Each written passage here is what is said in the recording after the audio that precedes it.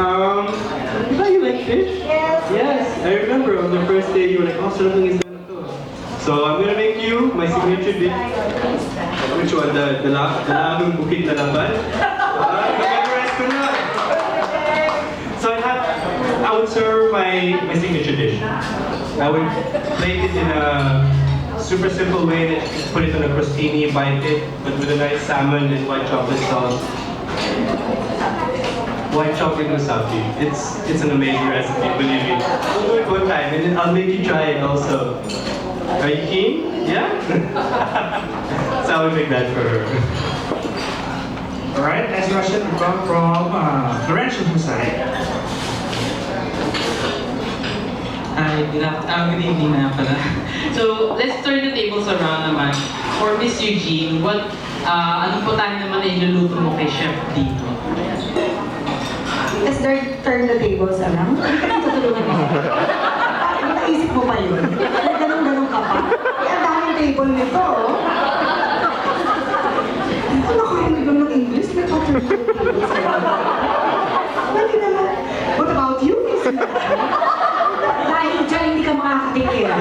Pinahirapan mo ba ako? O, kunyari na-turn na yung tables around. Diba? Anong iluluto mo po tayo sa kanya? Siguro bubuhusan ko na yung sarili ko ng pineapple. Joke. Kasi mahilig ako sa pasta. I love cooking pasta, so I like it hot and spicy and with lots of chili. What do you call that, chef? Yung mga pag-ganun lang, parang alikabok. Ganun-ganun lang. Oo, nilalagyan ko ng alikabok. Mga ganyan. Herbs. Ganun.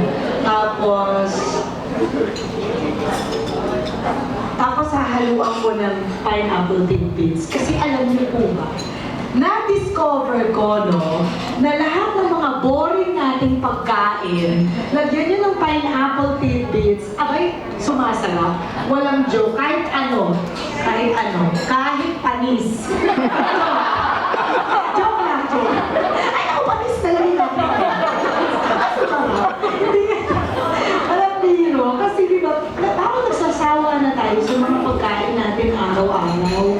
Pag nilagyan mo ng pineapple tidbits, nagiging interesting yung lasa. Parang humahabol siya dun sa matamis, maalat, ang sarap, yung gano'n. So gano'n ang natutunan ko recently sa una naming pagtitaping.